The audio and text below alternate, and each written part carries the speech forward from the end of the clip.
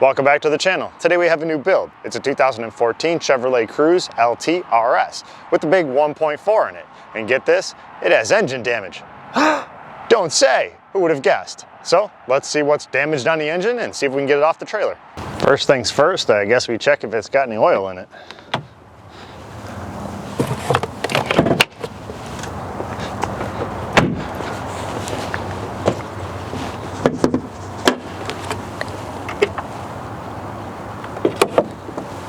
Well, it's got oil all over it.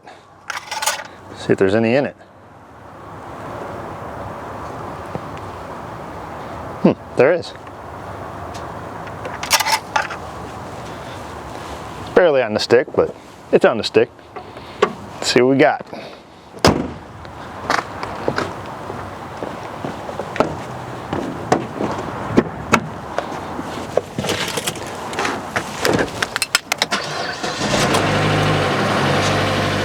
Thinking we might have found the reason they say it has engine damage. It's a little cold out here for mosquitoes, but otherwise this thing would be perfect. So let's get it off the trailer and get it inside and see why it's smoking. It's not making any noise.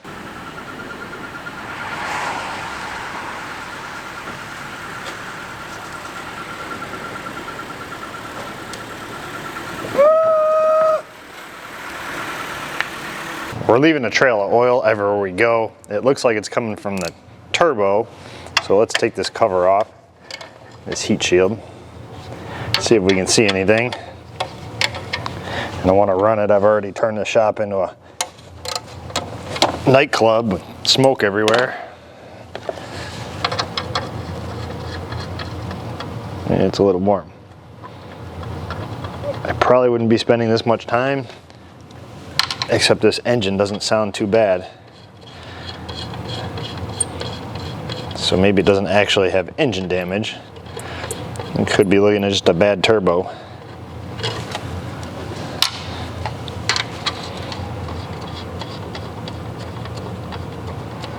And also a bad thermostat housing. There's antifreeze all over the place over there.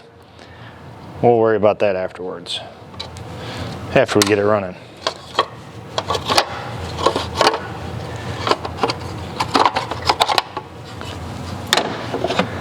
Let's dry up here. While we're here, we'll pull the hose off the intercooler and see if we don't have a bunch of oil in there.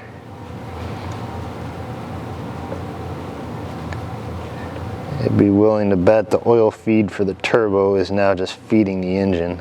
That's my theory anyway. Or we got some really bad rings, or maybe both.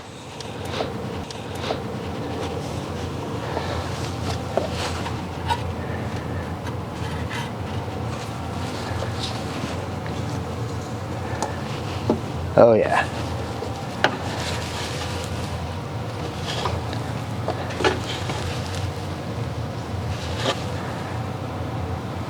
Lots of oil in there.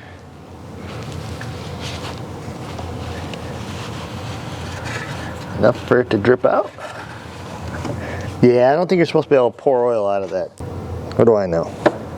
There, it's a new feature. It's a two-stroke.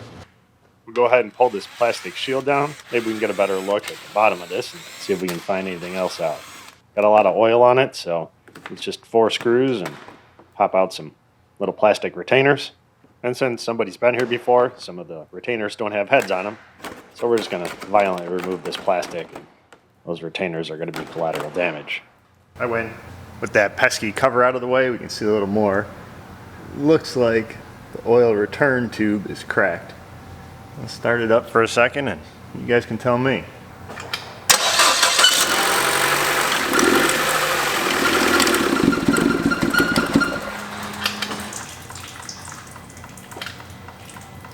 Yeah, I'd say that's broken. Doesn't run very well with the intercooler disconnected. So we know that oil return line is definitely where our trail of oil is coming from, so we're gonna have to order that.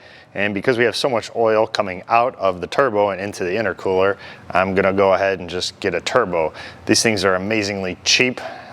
We'll have to overnight it from China, but oh well. We'll try it, we'll throw it on there, put it all back together and see how it runs. It's gonna take a little while to burn all that oil that's collected in the catalytic converter and everything else. out of it. But if it stops smoking, we'll see how good our engine is, and maybe we'll decide if we're going to put any more money into it or if we're just going to bite the bullet and put an engine in it.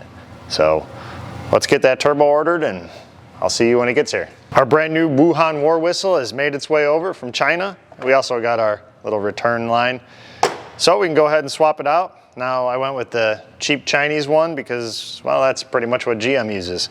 And we're only putting this on here just to make sure our engine is good. And if the engine is good, well, then our temporary repair is going to be permanent. So let's get it switched out. We'll start by removing the air tube, pull it off the air box, and pull it off the top of our turbo.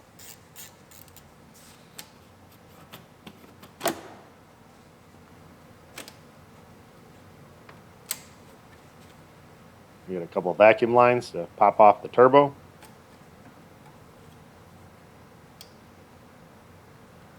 Yay, spring clamps. Tiny little ones.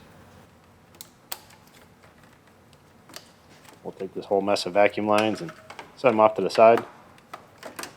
We don't want to stay there, so we'll tuck them way back here. Hopefully we don't break them. We're going to pull our oil feed line out of the top of the turbo. Just a bolt with some sealing washers. And then we're going to pull the other side of the line off.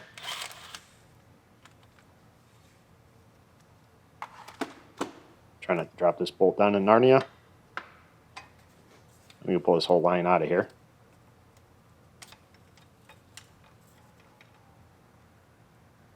Now we can unbolt one of our coolant lines.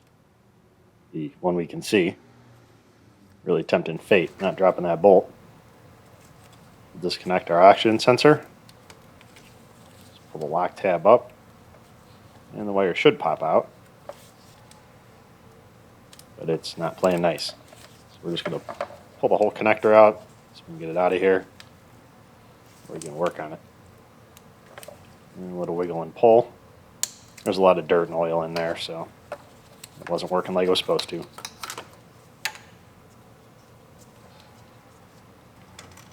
And then we'll head underneath, take the tension off the belt, so we can pull the belt off.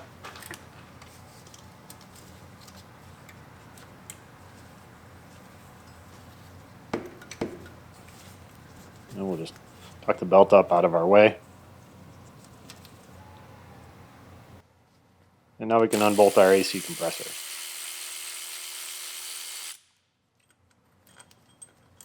We'll disconnect the bracket for the catalytic converter. And we can unbolt the catalytic converter. Back up to the top, see if we can get to the rest of these bolts for our AC compressor. And yes, you are on the right channel. I am indeed wearing gloves. The AC compressor bolts also go through a metal bracket that holds the wiring harness down there, just to complicate things for us. Try not to get the ratchet stuck in there.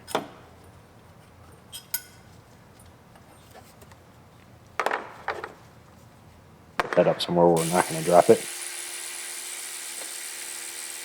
Then we get our last bolt out of the top.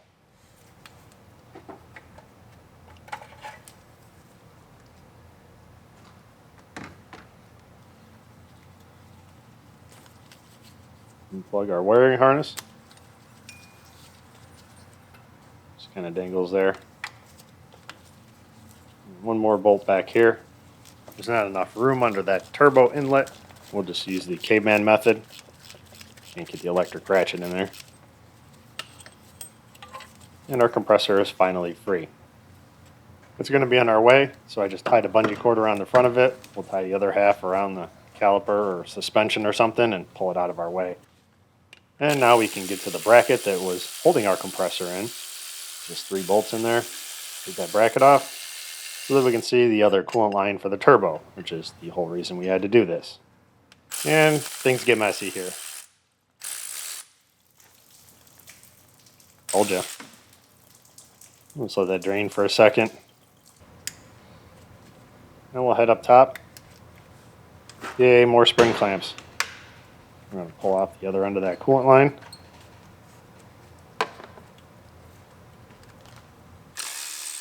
Now we can start unbolting our exhaust manifold, which is part of the turbo. The heads of these nuts on this exhaust manifold were pretty rusty, but I decided to chance it and not heat them up, just pull them off of there. And things worked out okay. I believe I've used up all my luck on this job now, so I'm going to have to be careful for the rest of it. Can't quite get the electric ratchet in there, so we're just going to do that one by hand.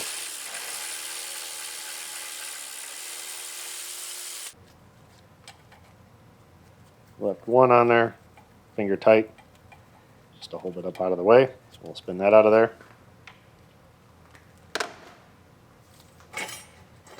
And our whole manifold, turbo, and catalytic converter should be ready to come out of here.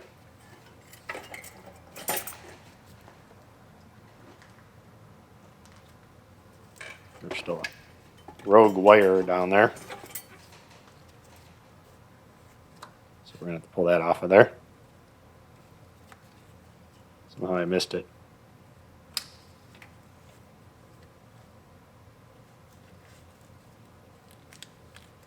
And maybe another vacuum line.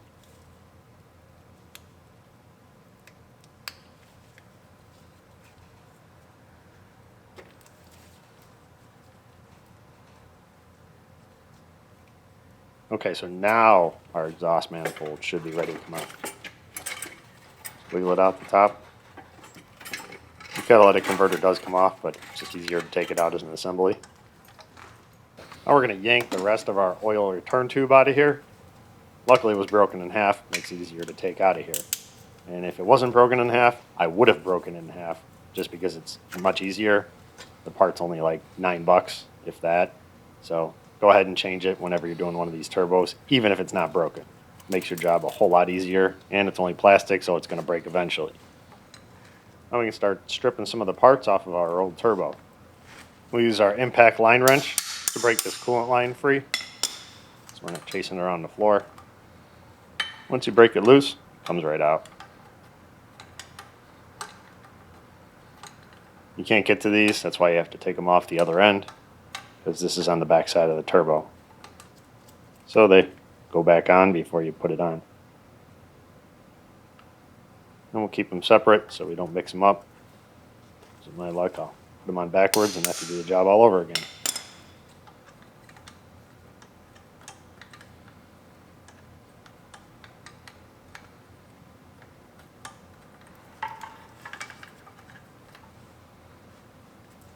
Alright, we'll put them on our new turbo. They do have sealing washers in there, so I just replaced the washers. Thread them into the turbo. You don't have to clock them, they do spin after you tighten them up. So you just tighten up the fitting and you can move them wherever you need to. Click. I can put the lower one in. I'll do the upper one first because it gives me a little bit more room. Once we put the lower in, got a lot less room to work in, so just makes it a little easier to do the top one first. Click. And we'll pull this banjo bolt out of here, change our sealing washers, and stick it back in there. That sealing washer should hold it in place just long enough for me to get it somewhere where I won't be able to find the bolt when it falls out, and then it'll fall out. We can go ahead and remove our catalytic converter from our manifold. Pull the clamp off. Twist it out of there.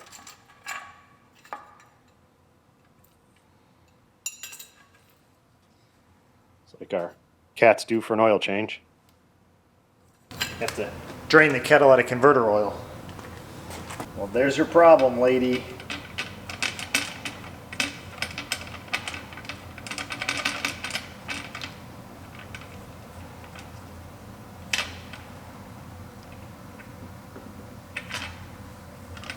So basically, it's pumping the oil to the other side. It's supposed to lubricate the bearing in here and then dump out the other side. Instead, it's going right into the engine. So if we change this, maybe it'll stop smoking and run okay. So we'll pull the bolts out of our return tube. Not that we need the tube, but we do need the bolts. Got a new return tube. There's a gasket on the back side, clips on there. And we'll just use our old bolts to bolt it in.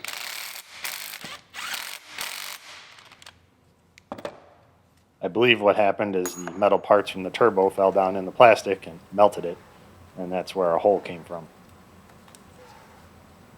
And now we're going to dump some oil in our turbo because the direction said so. And we can put our cap back on after it's done draining all the oil out of it.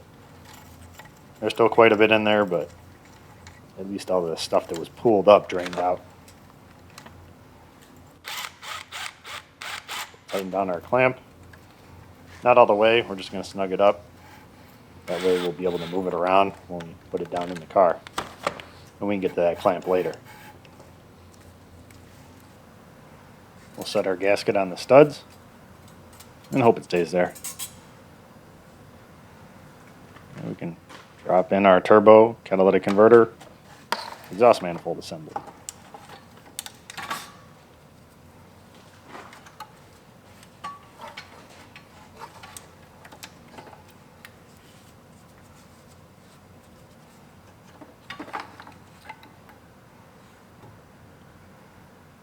We'll get it lined up.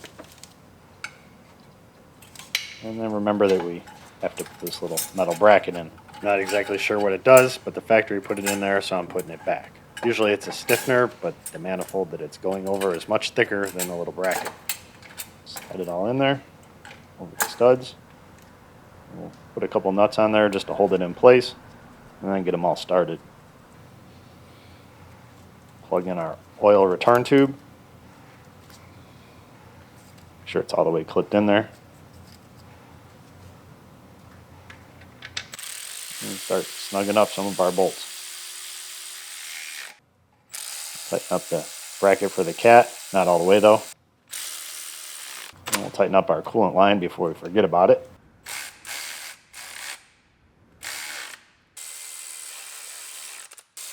Now that we have everything started, we go ahead and run all of our nuts on there. Use the caveman method for a few.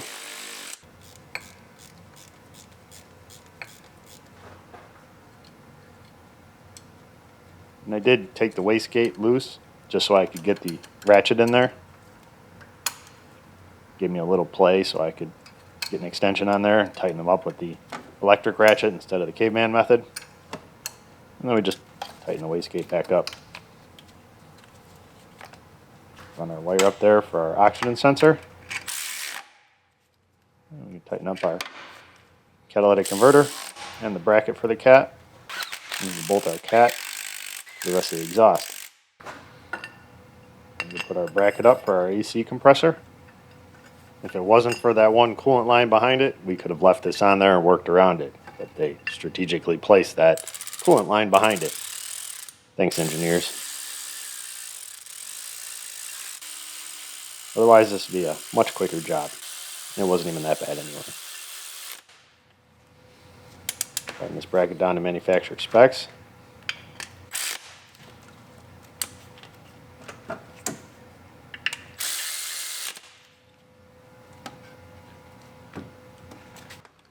Now that our cat's all bolted in and everything's tight, we can go ahead and tighten up the clamp that holds the cat to the manifold.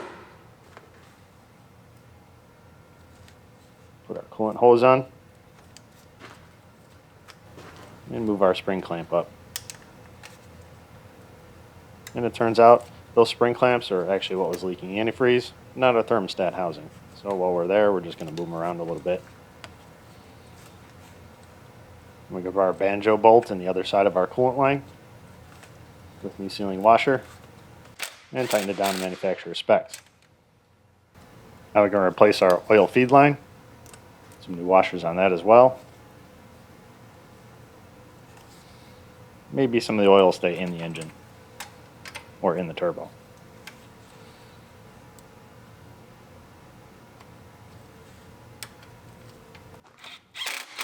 Tighten it down. A little extra for good measure. Now we're back underneath. I'm going to set our AC compressor in here.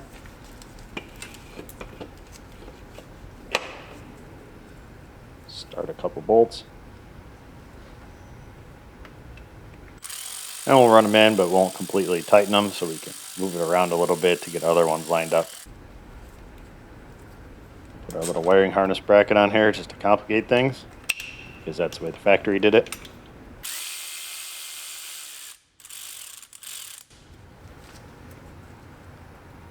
Now we'll start plugging everything in. Make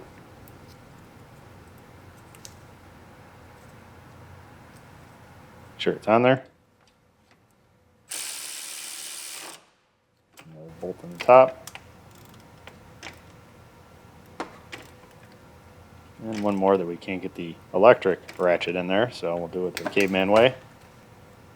And clip our wiring harness back into its bracket.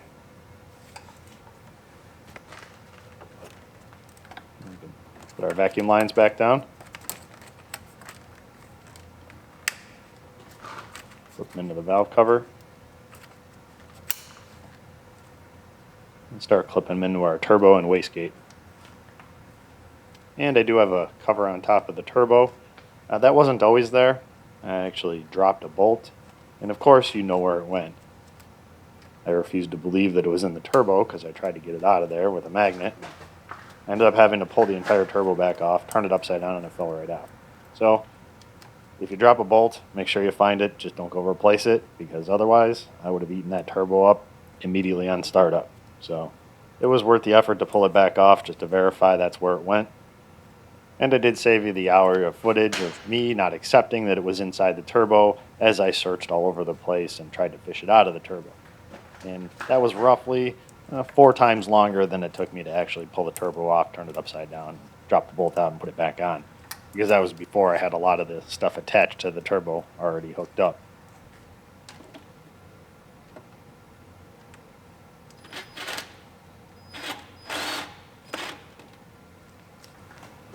Now we can hook our oxygen sensor back up. Hopefully we got all the dirt out of there. It's still soaked in oil, so all the gaskets are swelled up a little bit. That's not a bug, that's a feature. Keeps the green crusties from accumulating on all the electrical connectors. Must be the way they designed it. Clip it back into its little bracket. We can head underneath and put our belt back on.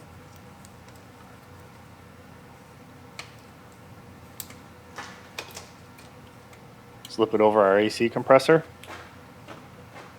And then just make sure that it didn't fall off any of the other pulleys while we had everything apart. We'll pull our belt puncher tool out of there and tighten up one last bolt down here that I forgot about. Okay, maybe 2.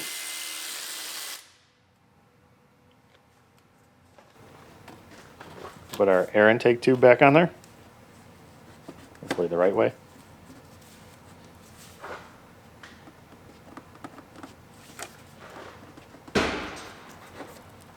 Apparently the tube on a turbo is a little bit bigger. To loosen it up a little bit.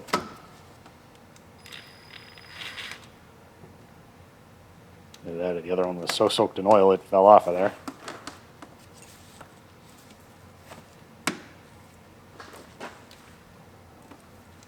Side on the airbox, and we'll tighten up the other side by hand. Can't fit the impact in there. Click. Now we can change our oil. We'll drain whatever we haven't left all over the driveway out of the oil pan. There's still quite a bit in there. I was amazed. It's done draining. We'll put our oil plug back in. And this is normally the part where I'd make some comment about Jiffy Lube. Well, Jiffy Lube, I got good news for you guys. You're off the hook. Take 5 has successfully lowered the bar. And I will have a story on the car I had to rescue from Take 5 as soon as the rest of the story develops. I'm still waiting to see if they do the right thing as a company. Because so far, they've been doing everything wrong. Now we're going to go ahead and change our oil filter. Loosen the cap and pull it out of there. The filter is supposed to come with, but it stayed down in there. Pull that out.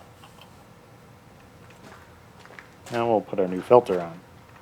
And for whatever reason, they didn't send me a gasket for that cap, so we're just going to put it back in and hope it doesn't leak.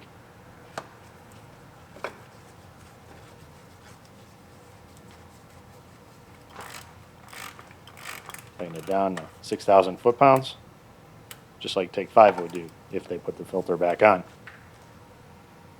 And we'll put some oil in it, and a lot more on it, because I refuse to use funnels, and I miss. And we'll clean up our mess. Little engine dressing, never hurt anyone. Put our cap back on there. And we'll go ahead and start it up. See if we can't get rid of some mosquitoes in the shop.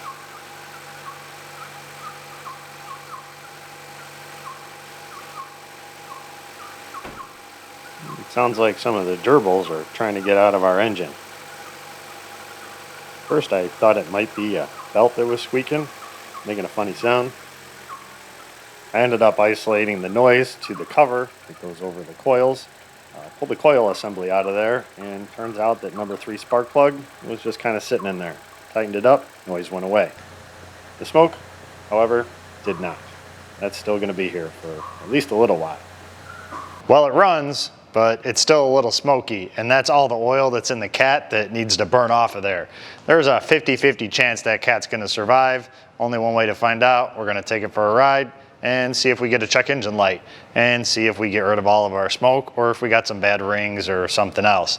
I'm thinking it was probably all of our turbo that dumped all the oil in the cat, and if we burn it all out of there, hopefully we'll be all good. And then we'll also find out if our engine's any good. And if the engine's good and everything checks out okay, we'll go ahead and put some more effort and money into this thing, fix some of those antifreeze leaks that it has, maybe put some tires on it. But let's drive it around first before we decide where we're spending money. So I'll be back when I put some miles on it.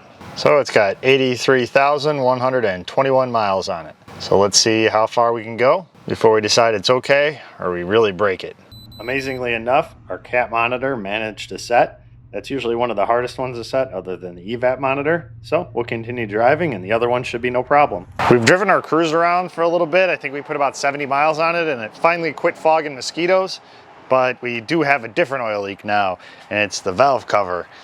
Not the gasket, well it is the gasket, but the valve covers on these, they heat up and warp. It's a common problem. You put a brand new one on, which is like $35, and it might last 20,000 miles, it does it again. So I decided to go with, instead of a plastic one, we went with a high performance aluminum one. It adds about 300 horsepower. So because it's red, if we got the silver one, it's only 250. So we're gonna throw this on there. Hopefully that gets rid of our oil leak, gets us another 0.6 in the quarter mile, and we'll be ready to go. So let's get our valve cover on here and Pull our little coil cover off of here. We can unbolt our coil. It's all 4. We'll set this off to the side. We're not going to fight with that plug. You can see the one boot is a little darker than the others. That was that loose spark plug. We can unbolt all the valve cover bolts. Move our wiring harness and our vacuum lines off to the side. Now we can try and weasel the valve cover out of here.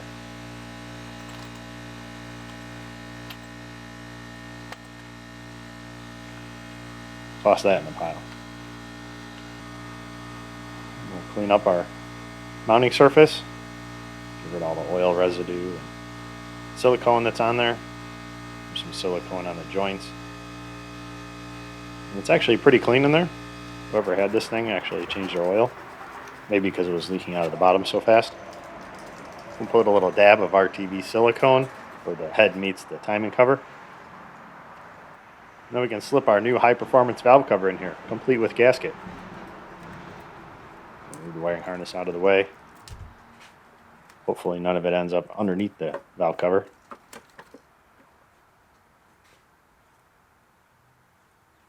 Looks like everything is where it belongs. Now we can start dropping our bolts in there. Spin them in a couple threads with our fingers before we go running them in with the impact. Don't want to cross-thread them, although that does make for good Loctite. And torque them down to manufacturer specs. Oh, he never torques anything. Go back over them again. Recheck all those specs. Then we'll drop our coils in there. Coil.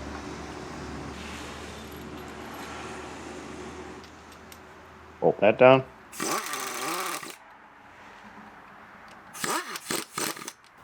And now we're actually going to torque down our valve cover. Bet you guys didn't see that coming.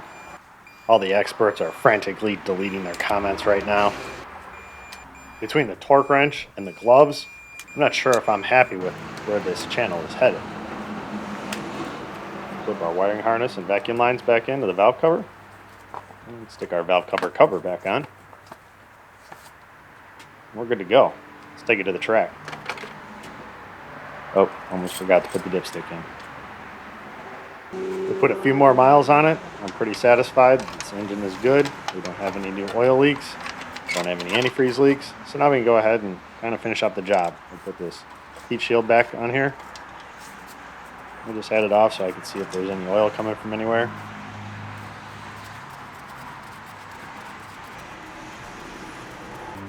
Start the bolts by hand. And then torque them down to manufacturer specs.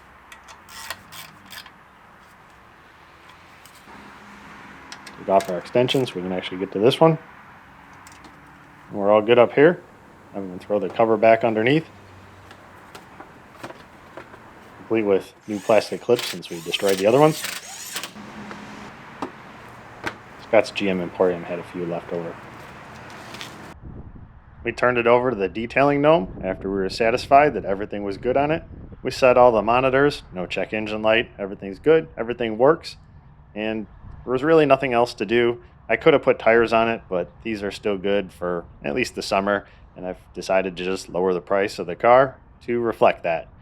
The buyer was more than happy to take the car as it sits and worry about the tires come winter time when they'll have a fresh set for the snow. So maybe I'll have a video for you come wintertime when I'm putting the new tires on it if the 16-year-old driver that's getting this car doesn't kill it before then. And if they do kill it before then, maybe we can have a video of me repairing whatever they did to it to keep it going. Maybe then we can have some body work in this rebuild. I did purchase this thing with the intention of having to put an engine in it and priced it accordingly.